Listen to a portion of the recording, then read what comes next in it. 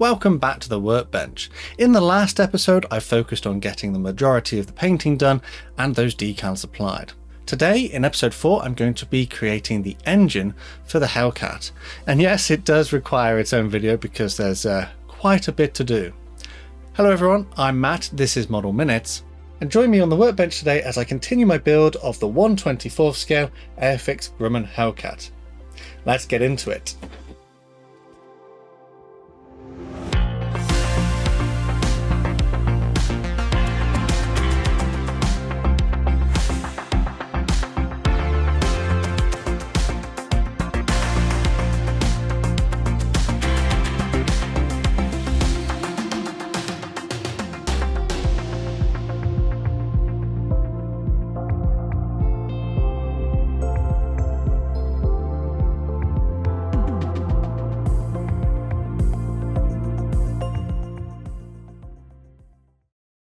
So in the previous episode, I got to this point here where the majority of the decals have been applied and the paint is down on the main assembly of the aircraft. But it is now time to turn my attention to the engine, which goes on the nose.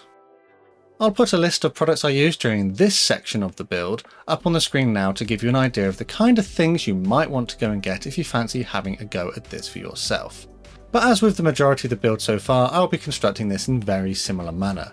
All of the parts have been cut from the sprue and any flash or rough areas sanded down. The first step in this engine assembly is to build up this kind of cylinder part. There are bits that go inside and these were done using some Tamiya extra thin cement. Once this cylinder is joined together, this kind of ring component can be pushed into place. But as you can probably tell, the fit is quite tight. And that sort of brings us back to the points which we raised in previous episodes about how the fit being a little bit questionable in places. The fit is generally quite tight for a lot of these parts, so it will require a bit of dry fitting at times to make sure things will actually go together. With that done, I added this further component. I'm not going to pretend like I know what all of these parts of the engine are. If you know what they are, let me know in the comments. My plan here is to try and build as much of this before I start painting it, because I think it will just give a better bond for the glue. At this point I joined together the cylinders, and then these two are mounted onto the shaft for the engine. There are some small little parts which need to be glued onto the tops of these cylinder blocks, so that's what I did at this point here. And with that done, it's starting to look pretty good already. So what I've done, you can see I've assembled a few little bits and pieces off of camera just to make things a little bit quicker, but generally just follow the instructions and joining a couple of bits onto other bits. I've now separated them out into different trays. Each of these trays is going to require a different kind of paint colour to be applied to the relevant parts that are contained within it. So first up, I'm going to use aluminium 56 straight out of a rattle can. I haven't bothered to prime these parts as I think this paint will stick straight to the plastic without any problems. I didn't have a great deal of paint left in this rattle can as I've used it in other projects, but it was enough to do these components that you can see on screen. After this, some Outlaw Paint Dark Admiralty Grey was used on these components that you can see on screen. Again, I've not used any primer, this is just going straight onto the bare plastic. Next up, I mixed some Outlaw Black paint with some Satin Clear to make it a little more glossy. Again, this was loaded into my airbrush and then painted these various components here. I am pretty much following the painting instructions, but replacing Humbrol paints with my own paints of choice. Next up is some Interior Green. This was airbrushed onto all of these components here. Again, as indicated by the painting instructions. I've decided to do all of this in this kind of order so that it will make it a little bit easier when I come to assemble them without having to paint things whilst they are attached, which I think would be quite difficult to do. Ammo MiG gunmetal was next to be loaded into my airbrush, and this was sprayed onto all of the various pipe elements that will be attached to the engine in a bit. This Humbrol number 12 is an enamel copper colour. There are a couple of components that need this to be applied. I had already base coated these with the grey paint from earlier. And now, with all of that done, it's time to start assembling the various components. As you can see, having painted them separately is going to make this a lot easier during the assembly step, as things will generally look a little bit better. However, gluing them together may be a little bit problematic, and some paint may need to be scraped away in various places. This ring type components was joined onto the cylinders I've already done, making sure to get it in the right place. After this, the next set of cylinders could be installed as well. Again, this is a very tight fit and I had to remove some material from the shaft so that I could get it to fit. After this, another one of these rings is installed.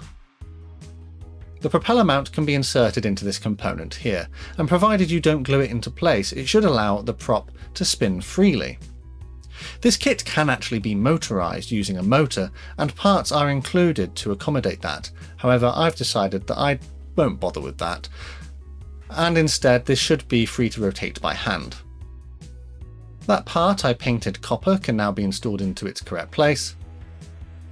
And then some Humbrol No. 1 grey was used to dry brush some of the details on some of the other components I'm yet to install. I thought it'd be best to do it at this point and bring out some of these details, as once it's built I think it'll be hard to get to them. Before I go any further, I think I'm going to add the copper wire as indicated on the instructions. I have actually gone out and bought the correct size wire as mentioned at the top of the page. Fortunately, Airfix have provided sizing guides on the page, and all I did was go along and cut these pieces of wire to the right size. They haven't, however, provided any shape information, so I'm going to have to figure that out as I go. I would use super glue to glue these into the relevant holes, and as you can see there are quite a few holes pre-moulded into the engine, ready to accept the various bits of this copper pipework. I'm not sure it's actually pipework, I think it's like braiding for electrical cables. I know that you can get aftermarket components for this, but I decided to follow the Airfix instructions and use wire. This was an incredibly fiddly and time-intensive step, actually taking a couple of days to get this process complete. I found it better to stick one end into the relevant hole, wait for the glue to dry, and then consider bending it. But in some places, you had to make sure you'd bent the part before you put it in, as otherwise you physically couldn't reach in to bend it correctly. To say this was a bit tricky is probably a bit of an understatement. There are an awful lot of these wires to do, but once it was done, it was time to fortunately move on. So at this point I'm gluing in the components which need to go onto the sort of end of the engine assembly, and they had been left off until now to allow all of those copper wires to be installed into place. It would be easier to put the wiring in with these components not in the way. And with that done, it was time to start installing all of the exhaust pipes. This again was another fiddly step. I had assembled them, as some of them come in a number of parts, off camera and then painted them, but a couple of them I had to sort of disassemble and then reassemble to get them in the right place. It is possible to do, but again everything has like a really tight fit, and this was a little bit of a struggle. In some places you felt as though they were not going in, and then suddenly there would be a click and it was done. And then the back part of the engine assembly was glued into place, again quite tight to fit. There are some smaller components that also need to be glued in here, and this was done. I continued adding some other small details to the front of the engine, and in some places I did have to take a little bit of care and remove a little bit of paint just so that they would stick correctly. And then with the engine more or less in this condition, it's time to start adding the braces which will hold it onto the fuselage of the aircraft. Again, these have specific mounting points, and provided you've built the engine correctly, it should pretty much fit in the right place. There's only really one way it can go. The final engine exhausts do need to be installed at this point, and once you've also got those in the correct place, it is worth paying attention to the instructions as they are sort of ordered. You have to put some in before others. But once that's done, you can add the final part on the top, which is the sort of end nozzle of the exhaust. Provided everything is in the correct place, that should actually fit. Again, if it doesn't align correctly, that means there's something not in the right place. Here I'm adding some more parts which are going to go inside the fuselage of the aircraft. I'm not entirely sure what they are, but these ones actually went together pretty easily. And this assembly was then added onto the engine. Again, a little bit of persuasion was needed, as it has quite a snug fit. The engine mount components can then be added as well. Again, a little bit of a fiddly step. You do sometimes need more than 2 hands in order to build this engine. And then part of the supports for the air intakes were added as well. Some air vent piping components were added here, whilst the front parts of the air vent were glued at the front of the engine. It is worth making sure that you've assembled these correctly, as I think I did mine a little bit wrong and had to fix that. As with most things, these only really go in one way, and if you've glued the wrong bits together, it just won't fit. Some further components of this ductwork can be added. And then this oil or fuel reservoir is glued onto the support strut at the top of the engine. There is some sort of blanking plate or perhaps a little bit of armour which goes into place here. There is a larger part of the air duct which goes at the bottom of the engine, and here I'm going to assemble the front part of the engine cowling. This comes in a couple parts with a few little supports that need to go inside of it. This was a relatively simple and straightforward process. It's time to do a bit more painting, so Outlaw Black makes a reappearance, and to replicate the pre-shading that I did on the main aircraft in episode 3, I'm repeating the same process here. After this, some RAF white, again from Outlaw, was loaded into my airbrush, and this was applied onto the engine cowling. According to the painting instructions, the Fleet Air Arm version that I'm doing had a white nose. Next up, I mixed together some Humbrol 78 Cockpit Green with some 90 Sky. I'm trying to get a bit of a facsimile of the internal paint colour that I've used, and I painted this by hand onto the internal areas of this cowling. I decided to do this rather than airbrushing it, as I thought masking it would be a bit of a pain and I didn't want to get anything on the white paint that I've already done.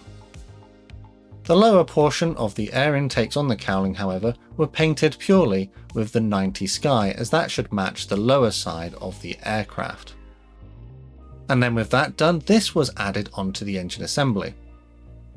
Again, if you've done everything correctly, the mounts should line up perfectly. Moving on to the aircraft, there are some pipes and things that need to be glued into place before I can add the engine.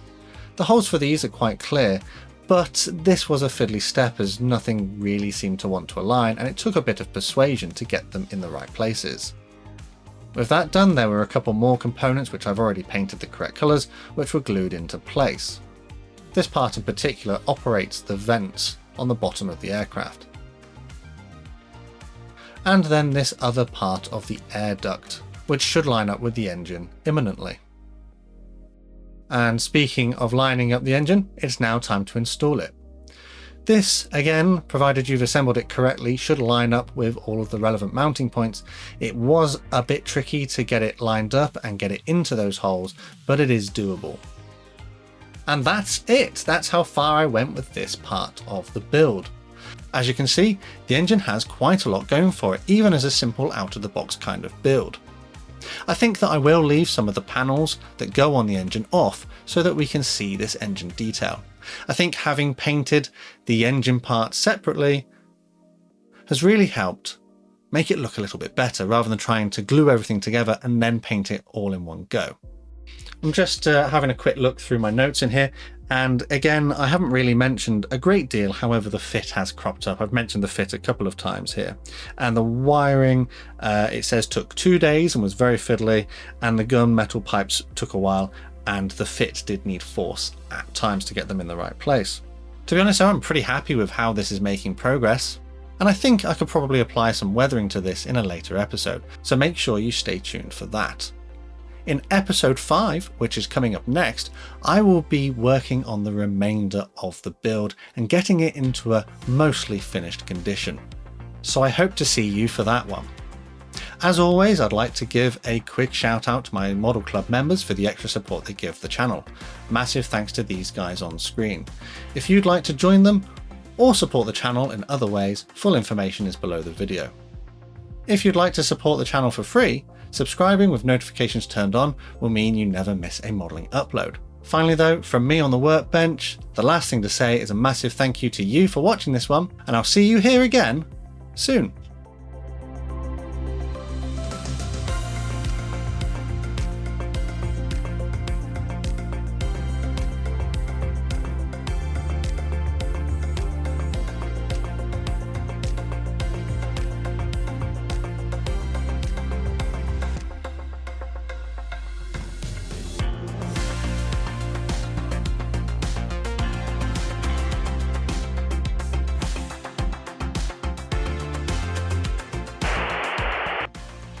F6F Hellcat, part 4, take 1. Not so loud this time. Oh, yes. Big old pass. After this, some Outlaw Paint Dark Admiralty, can't say it, Admiralty. After that, the back of the engine was glued into place. Again, a little fiddly as the tight again is very fit. Fit, tight.